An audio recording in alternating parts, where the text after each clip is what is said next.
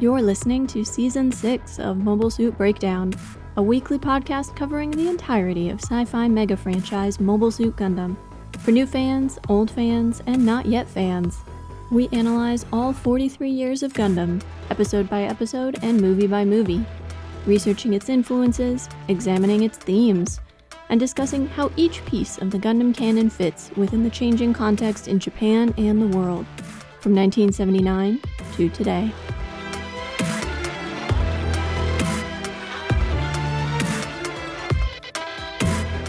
This is episode 6.13, Rave in a Cave, and we are your hosts. I'm Tom, a lifelong Gundam fan and assistant podcast keeper, a very honorable title. And I'm Nina, new to this run of SD Gundam, and I just invented a new Twitter game. It's like those prompts people post asking what movie should be remade with a cast of one human and every other role as Muppets. But instead of Muppets, it's SD Mobile Suits. Ooh. Mobile Suit Breakdown is made possible by the support of 605 patrons and subscribers. Thank you all, and special thanks to our newest supporters, FK, Pfeiffer, and Tim H. As an independent and ad-free podcast, MSB is entirely listener-supported. If you enjoy this podcast, support us today by recommending us to your friends, becoming a subscriber, making a one-time payment, buying us research materials from our wish list, or reviewing us wherever you listen to podcasts. Links to all of the different ways to support us are on our website, gundampodcast.com/support.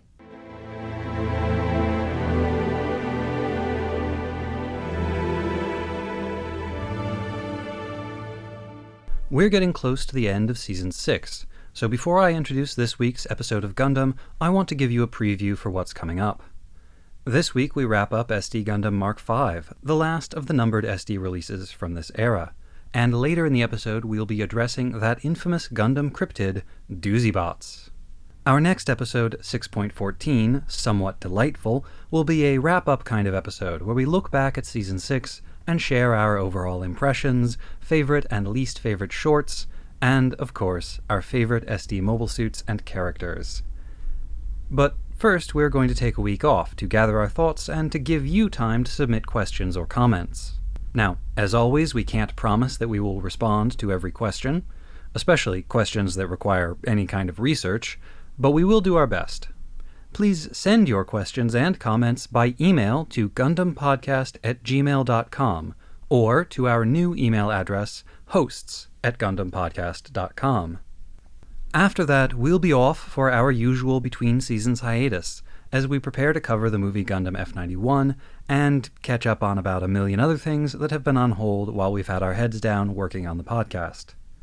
I can't say yet how long this hiatus will last, but we will keep you all updated via our regular social media and Patreon pages. But this week we're covering the fourth segment of SD Gundam Mk V, Gandamu go Ninshu no Mononoke Taiji, or The Gundam Band of Five, Ghost Extermination, released on October 25th, 1990. By the way, a few people have messaged us after last week's episode to mention that the version of SD Gundam Mk V that they have been watching has the shorts arranged in a different order. I believe this alternative order comes from the Marutoku Special re-release, which, as far as I can tell, only exists to make things more difficult for me, personally. Ghost Extermination was written and directed by Takamatsu Shinji, with music by Kenji Kawai and Totsuka Osamu.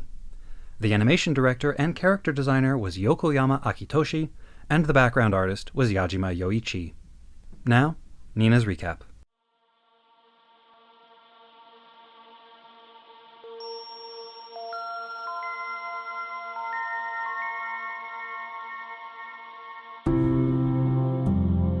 A thin sliver of crescent moon hangs above the mountains at the edge of the abandoned town of Jaburo.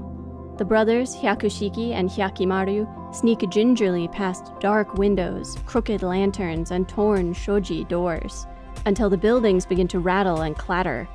Pale, flame-like will-o-wisps appear out of thin air, followed by a huge, shadowy mobile suit with glowing red eyes. They scream and run, later disguising themselves as monks and wandering the land, They cannot bring themselves to return in disgrace. Their mission failed. The next day at the Gundam Castle, the entire Gundam Band of 5 kneel before the Great Shogun and the Shogundam. There are rumors of a ghost haunting the town of Jaburo, devouring anyone who approaches. The Great Shogun spent his childhood there and, concerned for the town, sent Hyakushiki and Hyakimaru to investigate, but they never returned. The Gundam Band of 5 are tasked with getting to the bottom of these strange events. By the time they reach the town, the sun has set.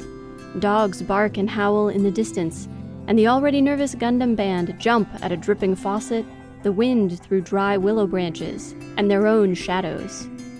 Just like when Hyakushiki and Hyakimaru were there, the buildings start to rattle, and the pale, flame-like will-o-wisps materialize out of thin air. Frightened, they try to leave, but their way is blocked by the large Mobile Suit ghost with red eyes. It flies straight at them, and they dive out of the way, but the ghost hits a pebble in the road, and it clatters against Musha's helmet, giving him an idea. Use a flare, he tells Double Zeta, and the scene is illuminated to reveal a small army of Zako.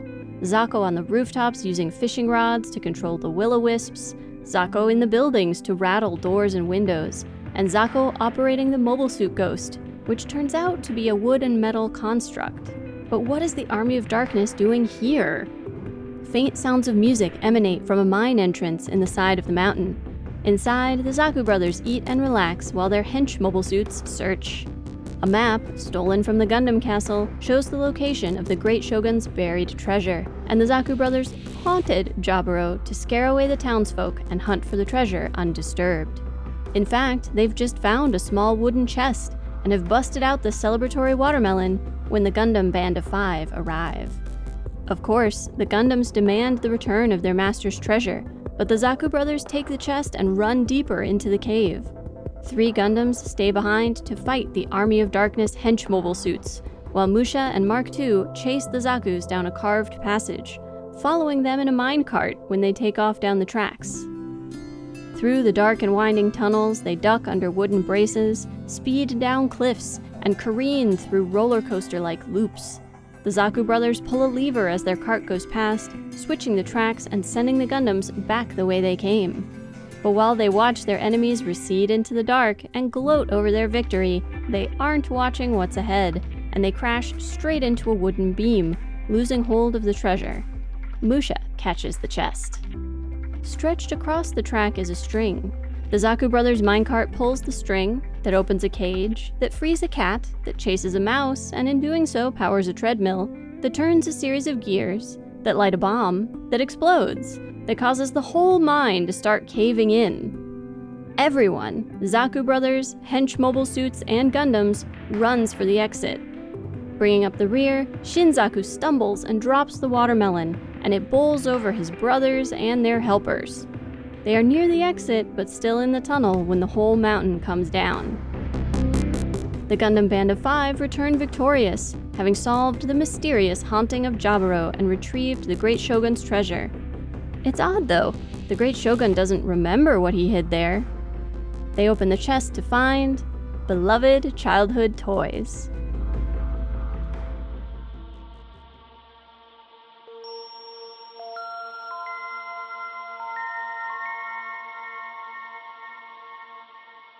Amino Tetsuro-san, this is an intervention. You have to stop remaking Hanna-Barbera cartoons.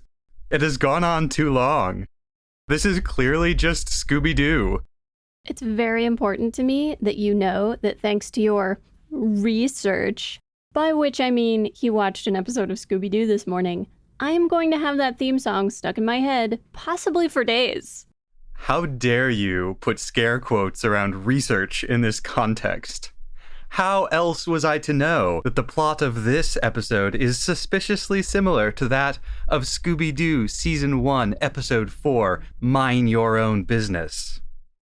Somehow, Tom reached the ripe old age of redacted without ever seeing a single episode of long-running cartoon franchise Scooby-Doo. I'm as shocked as you are, folks. Although it would never have occurred to me to actually go looking for a specific Scooby-Doo episode this was based on. I got somewhat conflicting vibes from the intro of this episode because first we have spooky ghost story, abandoned haunted town. Then with the opening titles, we get the horror movie scream and a splatter of blood, which is much more slasher film than it is spooky ghosts. It is like the stock horror movie scream.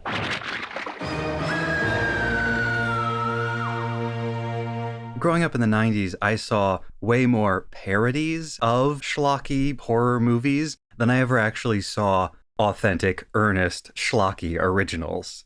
So this sound effect shoots right into my brain and immediately makes me think, oh, we're watching a parody.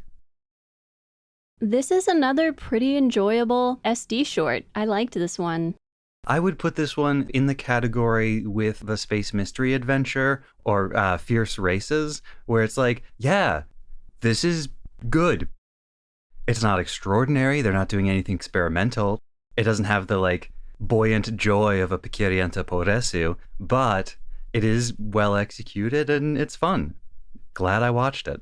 It's pretty well animated. They do reuse certain shots and certain footage, a lot of music, but the way that it's done doesn't feel cheap in the way it sometimes feels cheap when they reuse things. It looks pretty good. It sounds good. So there's a moment, actually. It's when the two sides are reintroducing themselves. Sort of the trope for this kind of show, even though these characters have introduced themselves every episode, and even though they've met each other before, they still have to do their transformation introduction sequence on both sides. Hilariously, I'm pretty sure the Zaku Bros were trying to buy time by saying, "Who are you?" Because they know they have to do this long 5-person intro sequence. So, oh, that's clever. Yeah. Yeah, I buy it.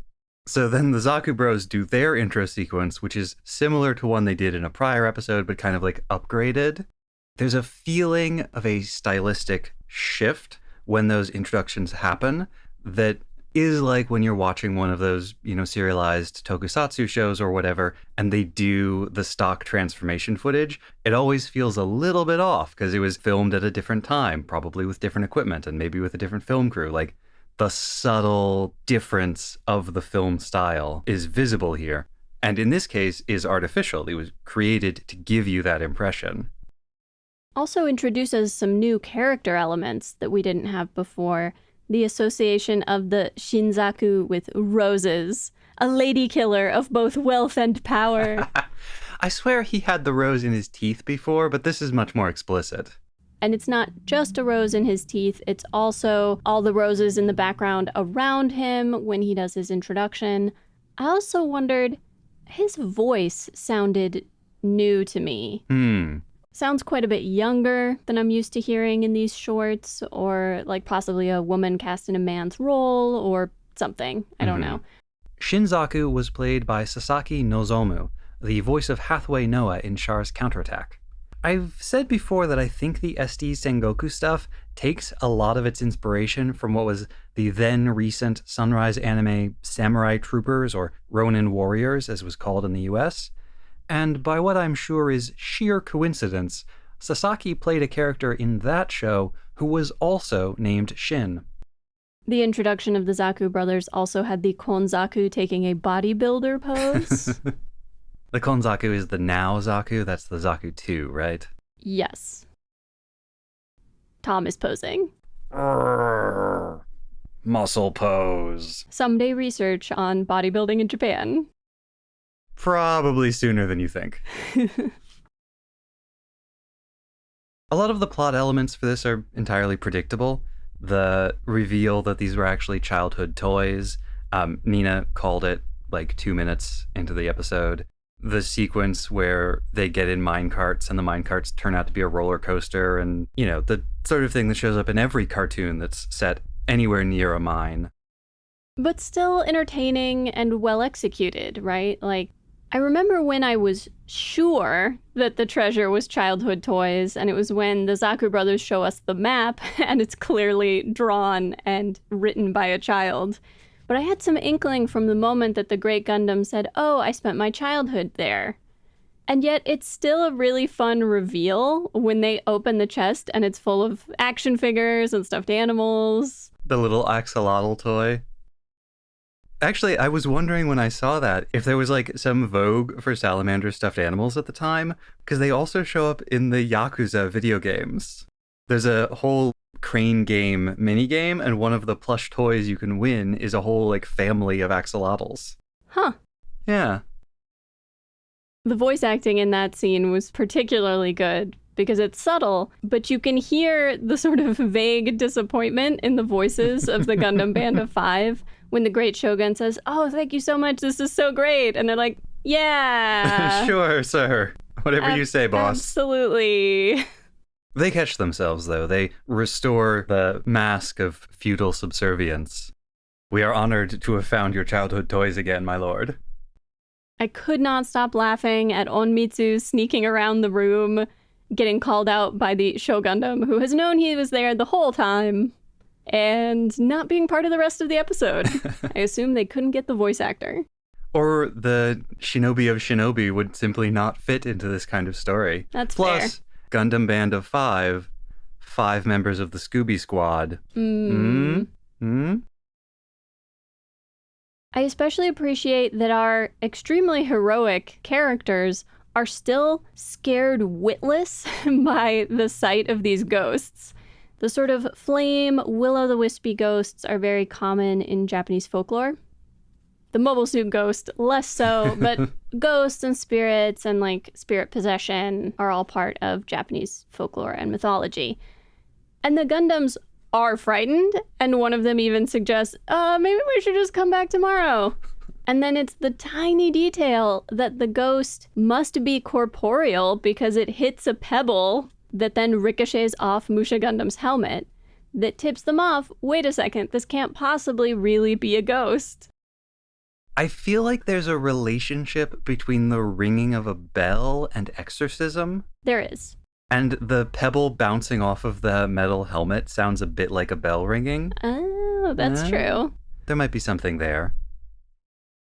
I do love the opening to this, which is a very Scooby-Doo style opening, of the Hyakushiki and Hyakimaru exploring the town, encountering the ghost, and being scared absolutely out of their senses, running away, and then spending the rest of the episode in disguise, in shame. I haven't had time to look into it, but I wonder if there's anything more to the Hyakushiki's comment that they hate ghosts and bell peppers. Yeah, like Is bell pepper a pun here, or are they spoofing on something else, or is it just meant to be silly? Someone's like, my dislikes are bell pepper, ghosts. In the US, it's like a trope that kids hate broccoli, or Brussels sprouts, or carrots, or pick a vegetable. You can make a joke about kids hating it. I wonder if bell peppers are like a stereotypical food for children to hate in Japan. When you think about this as coming from a series of comics intended for children, it's not hard to imagine that kind of joke really resonating with the audience. Is this newly introduced plot thread of the Hyakushiki and Hyakimaru as wandering monks going to be an ongoing one? Is it going to be an ongoing gag in future SD Gundam Sengoku shorts? That is a very good question, and I do not know the answer. I would assume yes, because it's funny. It is funny, and the monk outfits are pretty cool. And wanderers are great characters for stories. Everyone knows this. Every culture knows this. I feel as though the rest of what I have to say about this episode is a bit of a grab bag of things that I liked. But the sound effect for the Zako, who don't actually say any words, but make little squeaky noises. I think they might be repeating their names really quickly, kind of a Pokemon style. Zako, Zako, Zako. Zako, Zako, Zako, Zako. Maybe. It didn't sound quite like that to me, but it could have been. Well, there's a lot of them all talking at once. Yes, it's... There's a whole crowd of them. It's a cacophony. It's great. They're wonderful. They're my favorite again. Oh, they've displaced the little blobby guys? Yes, they have. You just like little guys. I do. I really do. I do really like them with the fishing poles for the little fake ghost flames. And rattling the doors and pushing and operating the big fake like everything about that. Yeah. It's just wonderful. The entirely gratuitous Rube Goldberg machine at the end of the episode that it winds up destroying the mountain. I don't know if you recognized, but the small cat that gets released as part of the Rube Goldberg machine is one of the ones from the Army of Darkness manor. Right, the child lion. And finally, that you cannot have the Zaku brothers in a short without having a watermelon, and that watermelon somehow causing their downfall.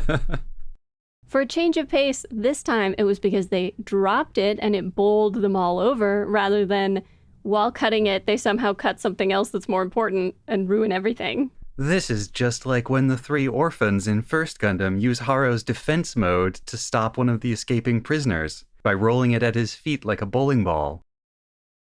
What did you think about the reveal of the Dark Emperor at the end? Meh. Meh.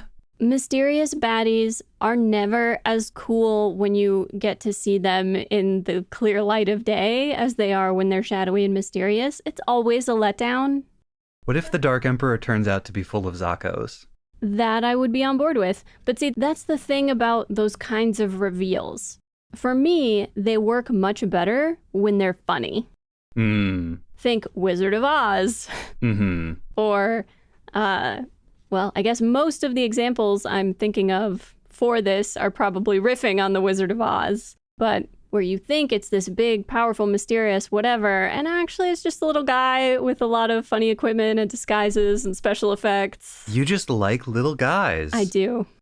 Yeah, it is very rare that the reveal of something horrifying can actually equal what your imagination can project into a mystery space.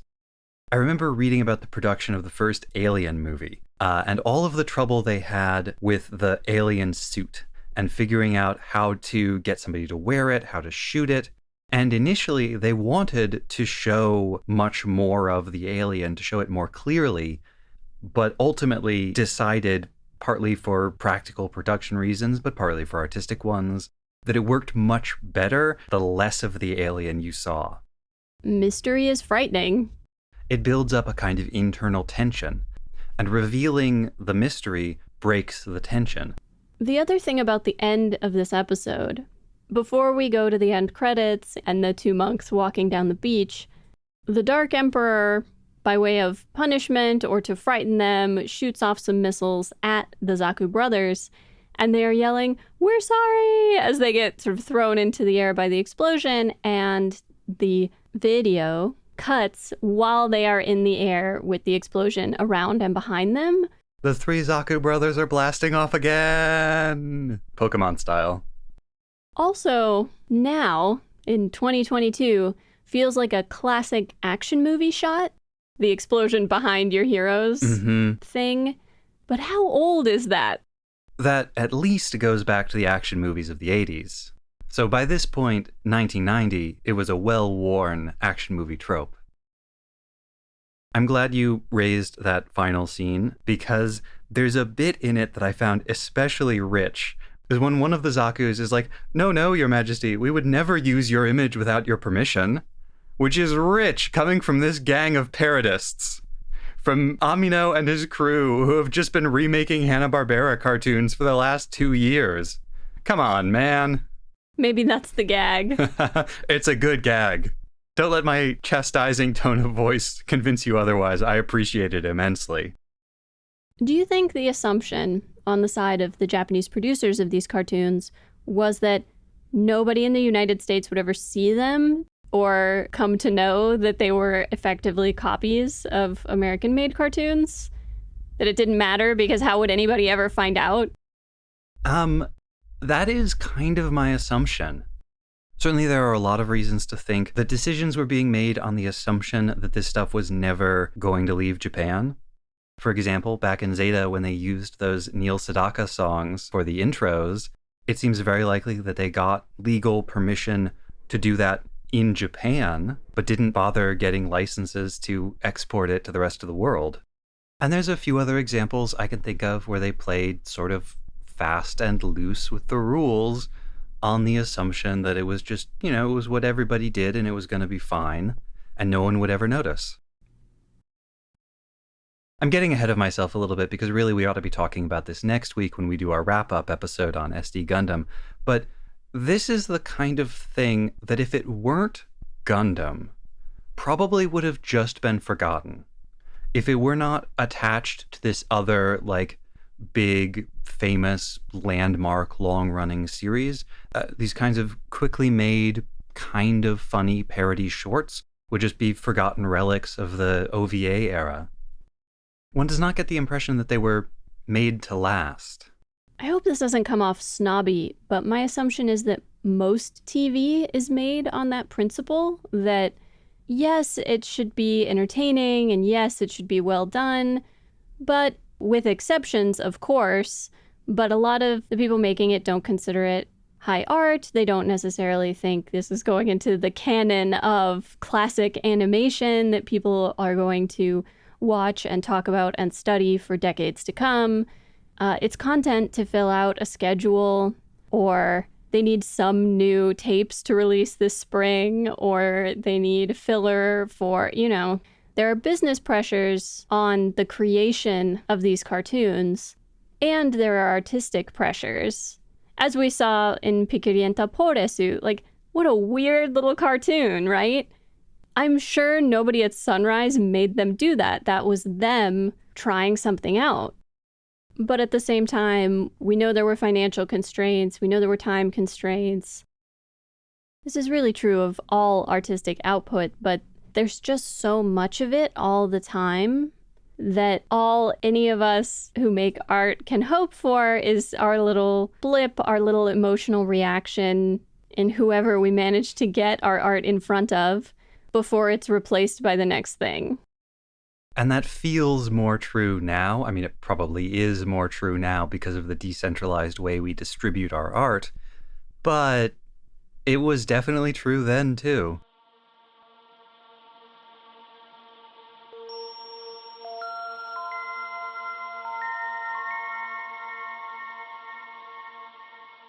SD Gundam Mk V was sort of the end of this run of SD Gundam under Amino Tetsuro's supervision. But there is one remaining artifact from this era that we have to talk about, or at least that I want us to talk about, and that's Doozy Bots. Doozy Bots is a remarkable little thing. Doozy Bots is just a couple minutes long. It's a trailer for a show that was never made. We know it was created as promotional material by Sunrise, and we know that it was shopped around in the United States looking for a TV network, a local partner, who would help to produce the show and put it on TV in the US. It seems as though it was probably circulated at TV trade shows around 1990, that none of the US companies were interested, and so the idea died on the vine, with some VHS copies of this promotional video then falling into the hands of anime video collectors who kept it in semi-circulation for the years that followed. Doozy Bots remained a kind of open secret within the US anime community up until around the mid-2000s, when it was uploaded online and became much better known within the English-speaking fandom around 2007. It was, however, virtually unknown in Japan until around 2014, when a video uploaded on YouTube broke through the language barrier and got shared a bunch by Japanese fans online. And the reaction to it was pretty incredulous at the time, which is about what it deserves. Without saying too much more about it, here's Nina with the recap. I have to preface this recap with the fact that the terrible writing is not mine. I'm quoting the video. I added a bit of my own content, but all those worst bits are from the video. A likely excuse.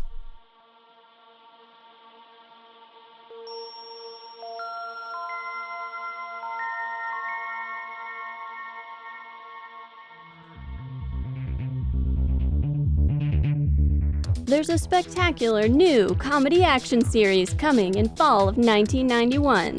Hey kids, get ready for Doozy Bots! When the Clydesdale High Science Club was asked to a secret meeting at Professor Doozy's home laboratory, they had no idea they'd be asked to volunteer for an incredible experiment. Outside the lab, Tagalong and the obnoxious Brandon were snooping about.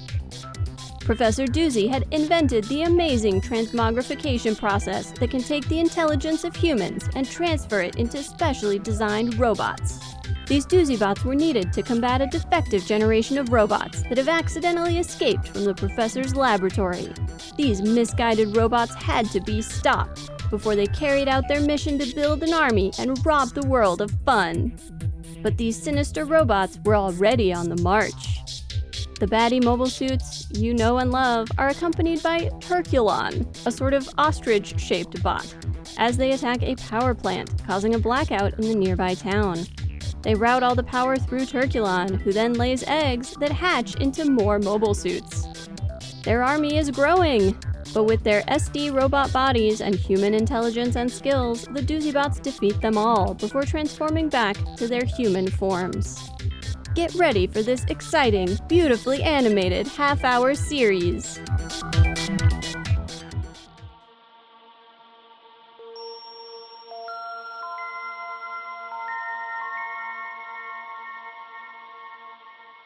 As I mentioned before Nina did the recap, we know very little about this. There's no credits, and so we don't know who is responsible for making it. We don't know exactly when it was made. We don't know who voiced it. It's dubbed in English, but we don't know who was responsible for that. We believe that the idea was essentially SD Gundam toys are very popular. They're selling like hotcakes in Japan. We need to sell them in the United States. We need a TV show to do that. So let's make something similar to Teenage Mutant Ninja Turtles, or Transformers, or He-Man, or any number of Japanese animated, Western-produced toy commercial cartoons in the 80s mold. As far as I'm aware, no one who was actually involved in the production, in English or Japanese, has ever spoken publicly about it. However, there is one piece of information about this that I don't think is commonly known, which is that in 2014, when the Japanese side of Gundam fandom became aware of this, it seems that Takamatsu Shinji, who was a Sunrise veteran and worked on SD Gundam, tweeted about it. And he said, even though it looks like a terrible fan-made parody, it is authentic Sunrise animation. I didn't work on it. It was made next door while I was working on War in the Pocket. I wonder who leaked it. Now, I say it seems that Takamatsu tweeted that because all of Takamatsu's tweets before 2020 have been deleted. However, some obsessive fans have saved them, which is a vaguely creepy thing to do, and I feel kind of conflicted about it, but it's also the only source for this tweet. I was going to say, boon to researchers. Exactly. So, assuming that this is a real, authentic Takamatsu tweet, we can make a couple of educated guesses based on it. We know that the production for an average episode of anime takes about 2 to 4 months. Takamatsu said that Doozy Bots was produced while he was working on War in the Pocket. Takamatsu worked on episodes 1, 3, and 5 of War in the Pocket. But by the time he was working on episode 5, he had also started working on SD Gundam. So probably Doozy Bots was produced while he was working on episodes 1 or 3. That's a fairly narrow window. Episode 1 came out in March of '89 and episode 3 in May of '89, which means he could have started working as early as, let's say, December '88 or January '89. His first contribution to SD Gundam was those super limited shorts from SD Gundam Mk V, the first one of which came out in July of '89, but given that they're super limited shorts, probably didn't require the full 2 to 4 month production period. This means that the window when Takamatsu was working on 0080 but not SD Gundam runs from about December '88 to May '89. If we assume that Sunrise would have put somebody already familiar with SD Gundam in charge of this series, that narrows down the possibilities somewhat. We know that Amino Tetsuro was working on SD Gundam at that point, but the style of Doozy Bots is very different from the stuff that he did. And given his limited experience with big shows, it seems like he wouldn't have been a great fit for being in charge of Doozy Bots. Plus, he would have been busy making SD Gundam at the time. The other possibility, then, is the director Sekita Osamu, who directed those very first SD Gundam shorts, the ones that accompanied Char's counterattack in theaters. Sekita Osamu has not said anything about working on Doozy Bots, and unfortunately he passed away a few years ago. But looking at his career, there is a gap in his filmography in the spring of '89. He finished up his work on Samurai Troopers in March of '89, and then his next project, a Captain Tsubasa OVA, didn't come out until July '89. Now, there are lots of possible reasons for a person to have a gap in their resume like that. He might have been taking a break. He might have been working on some other uncredited project. But he might have been working on Doozy Bots. Now, that's all speculation, so don't quote me on it, but I think it's at least possible enough to be worth mentioning. You mentioned that this other director had sort of floated, gee, I wonder who leaked this. And if I had to guess, I would actually think that either a tape had mistakenly been left in the United States. It wasn't supposed to be left behind, but it was, and so somebody in the US got their hands on it, digitized it, and leaked it. Or it was a screener given to a studio or some US company that stayed in their archives for decades until somebody found it, digitized it, and leaked it, because it's so weird. I have seen pictures of VHS copies hand-labeled in the collections of some old school US anime fans. My guess is that probably some of those initial screener copies from those trade shows were duplicated again and again and again until there were enough copies in circulation to keep it alive. The video quality on YouTube is atrocious. It's kind of exactly what you would expect, actually, from a VHS that was copied multiple times in the early 90s and then digitized in the early 2000s. I don't know if there are better copies floating around in private collections, if they are someday going to surface and we'll get to see Doozy Bots in all of its glory, but I kind of hope so. People are constantly finding odd treasures in the archives of various film companies and TV companies. At the same time, tapes deteriorate pretty quickly. It's not a particularly hardy medium, but there's a chance there's a cleaner copy out there somewhere. Yeah. If you're out there and you have a clean copy of Doozy Bots, or for that matter, if you know anything about it, contact us, please. We'll even keep you anonymous. We just really want to know. Inquiring minds want to know. But to talk about the actual content of Doozy Bots instead of its mysterious production history, in an article about it, prominent anime writer Mike Toole commented that it basically is a synthesis of all the worst aspects of 80s cartoons. It's the blandest, most formulaic junk. The plot is one I've seen a million times, from the old D&D cartoon to Street Sharks. A group of teenagers participate in or are accidentally exposed to a science experiment or magical anomaly and end up in a different set of bodies with the power to fight evil. Except this one doesn't even go so far as saying fight evil. This is part of what I mean when I call it bland. They describe the robots they're fighting as misguided and planning to rid the world of fun. Yeah. What? I mean, the basic plot of scientist creates robots, robots go rogue, scientist has to create more robots to stop the first group of robots, that's Mega Man. It feels so removed from the Gundam lineage. We have the core shows, which are actually quite serious at times. Even Double Zeta is a heck of a lot more serious than this. We've got SD, which is goofy and silly, but is obviously intentionally goofy and silly.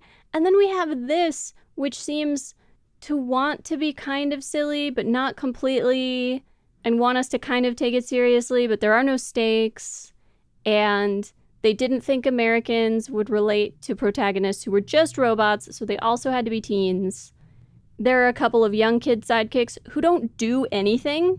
they are introduced in the teaser, sneaking into the mansion and do nothing, and then appear again at the end, just for the heck of it. Look, I've watched enough of these shows to know exactly what they do in this show. They accidentally cause problems that the main cast has to fix. I'm fairly positive the annoying sidekick Tagalong, the younger one, I think he's based on Gary Coleman from Different Strokes. Like, visually, I think that's where that character design came from. I thought he looked super familiar. Was there a Different Strokes cartoon? Or some other cartoon made from a black sitcom that he might have just been ripped from? There was, in fact, The Gary Coleman Show, made by Hanna-Barbera. What's more, I'm fairly certain Professor Doozy, the mad scientist, is just Doc Brown from Back to the Future. There's one girl, there's one black guy, he's also their one disabled person, he's in a wheelchair. That is his only characteristic. Everyone else is affiliated with some sport or other, except for him. The black guy who uses a wheelchair is also the one who gets put into the gun tank, which is a whole universe of mobile suits out there that have legs. And it's not as if Professor Doozy's machine transforms a character into a mobile suit that is similar to them. It transfers their, essence into a pre-built robot. You didn't have to build the gun tank. It's not even that popular of a suit. What is it doing here? So the decision to put him in a mobile suit that rolls around feels very lazy and kind of offensive. There's the cheerleader who is also a cowgirl. Yeah, with a terrible southern accent. There's the football player, quarterback, main character, handsome white dude who kind of looks like Tom Cruise. And then there's the radical surfer skateboarder. The hippy-dippy, long-haired guy, yeah. As must have been required by law in the 80s and 90s. And there is one fat guy who is obsessed with food, which, gross. Right, of course. But they don't let that detract from the fact that he is actually really good at his sport. He's fat, but he's also very good at hockey. It's not like, here is a hapless doofus. He is a little bit of a hapless doofus, but when they're actually fighting the robots, it's like, oh, boy's got skills. Okay. Sure. But in the intro, he's the goalie, so he stops the hockey puck. But in the process, all of his, McDonald's combo meal food spills out of his jersey. All of his hidden snacks, chocolate bars. Just the laziest, stupidest, haha, fat person food joke they could have done. And you just know that if this had been picked up as a series, they would have made him the butt of some kind of fatness or food-based joke in every single episode. None of these characters have any personality whatsoever beyond whatever, sport they're affiliated with. That's it. And sorry. I just need a moment. Pull yourself together, man. When the narrator is lots of fun and lots of teens. Oh, he's not saying lots. He's saying bots. He says bots of action, bots of fun, and bots of kids. Are you kidding me? I'm almost positive Get he's out. saying bots. Get out. And bots and not lots. Oh, it's bad. Oh, gosh. Where was I going? I was going somewhere. For such a short video, they really packed a lot of bizarre choices into it that I almost don't know where to go next. The random monkey sidekick from the lab. You gotta have a random monkey sidekick. It's a cartoon made in the 80s. The hockey player's mobile suit is another bizarre choice. He's given a gun cannon, but it's not the original classic gun cannon. It is a gun cannon heavy custom. A very obscure MSV gun cannon that briefly appeared in Zeta Gundam. For a cartoon made in the late 80s, early 90s, it already feels dated. The intro in particular felt like it was trying to be groovy and 70s, and I'm not sure the early 90s are far enough along that was nostalgic and fun yet. It just feels old. Speaking of things that feel dated, Doozy Bots apparently is a phrase that gets said by some Italian-American people, not so much anymore, but it was more common in the past. It's like a American mutation of an Italian phrase that I'm sure I'm going to get this wrong, but is tu si pazzo? Tu sei pazzo! Thank you, old Italian film clip on YouTube. In the US Italian diaspora, this morphed to sound more like Doozy Bots, and to an American ear sounds like Doozy Bots. Huh. And specifically, the term Doozy Bots is now old enough and rare enough that if you search for Doozy Bots online, you just get the Gundam thing. I didn't even put the connection together until I saw a bunch of Japanese fans being like, why did Sunrise name this cartoon after this weird Italian phrase? Why did a bunch of Japanese fans know a weird Italian phrase? Mysteries within mysteries. I had wondered before your intro whether Doozy Bots was actually produced, like mostly animated, in the United States by a company that had licensed Gundam characters from Sunrise, in particular because of that sad cut-rate Itano Circus moment when the baddies attack this power plant. It's like, oh, that's just sad. Yeah. You're trying so hard and it's so bad. Yeah, if it didn't have that Sunrise copyright at the end, and if Takamatsu hadn't said he was aware of it when it was being made, but he didn't work on it, then I might have agreed with that supposition. There are moments in it when it really seems like this was done by somebody who doesn't actually know Gundam. In particular, when there's a Yacht Doga on the baddies' side, and at one point it shoots its funnels as missiles, and they like hit and explode, which is not what those do. Incorrect. But at the same time, having new little mobile suits hatch from quote-unquote eggs that look an awful lot like gacha capsules is straight out of Piquirienta. Even if in this one, rather than having a mobile suit do it, they decide to create a turkey robot named Turkulon. Don't even know how to respond to that. I have no response to that. Turkulon the Mighty. Maybe they thought Americans were turkey enthusiasts? Had they been reading a biography of Benjamin Franklin?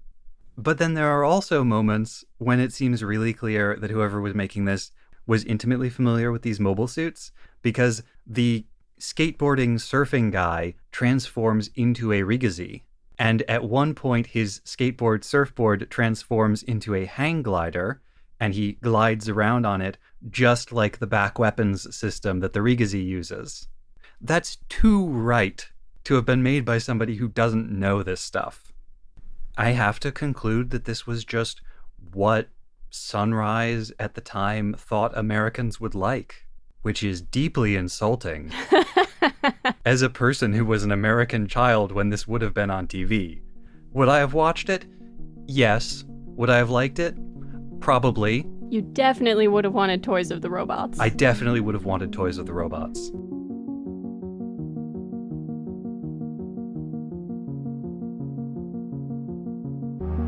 Next time on episode 6.14, Somewhat Delightful, we wrap up season 6, discuss our impressions of SD Gundam as a whole, answer listener questions, and say goodbye to this odd little interlude in Gundam history.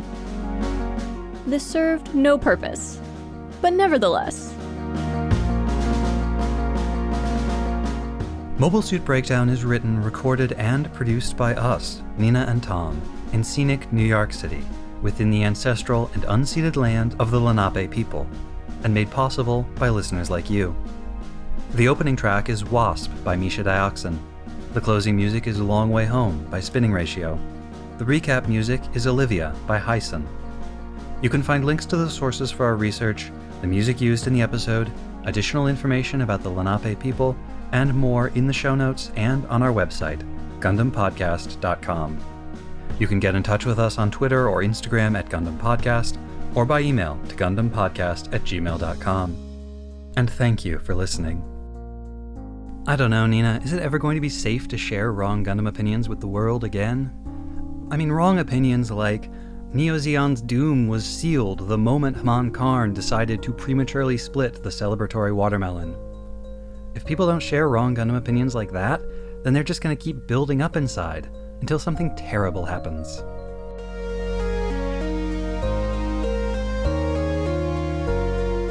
You forgot one character that I kind of forgave them for. The Mobile Suit Turkey? Also that, but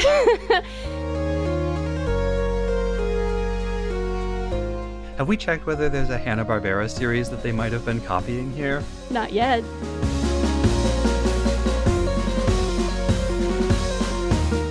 Tom has baggage about sporty people. Can you guess? Hey, I was a jock. Eventually. Eventually.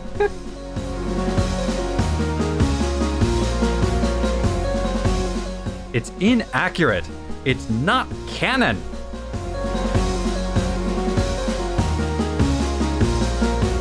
As a person who was an American children,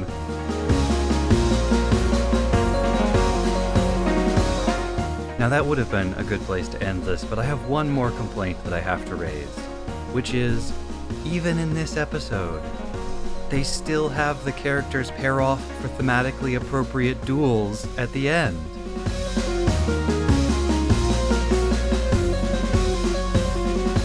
Gotta get into character. I am Tom Gundam Podcast.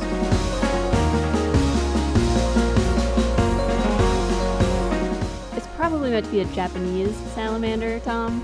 Well, okay. Nah. Nah.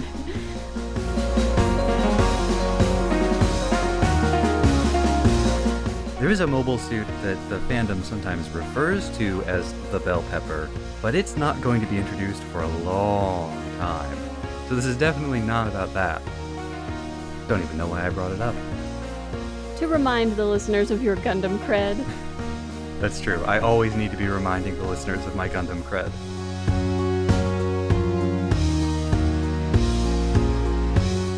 Maybe I was just doing it to make sure that we'd have enough good outtakes this week. We were a little light last week.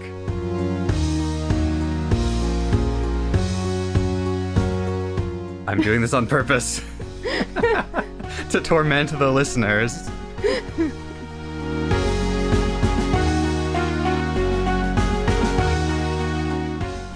We're well off the rails now. Yeah. Unlike the minecart. What is going on with you?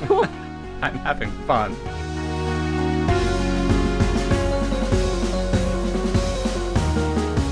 We know they weren't being released on air, on television.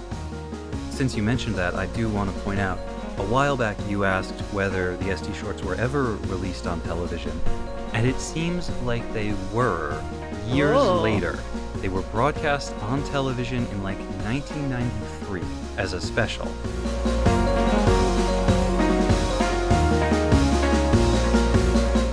That could also be a good ending. It could be. Yay.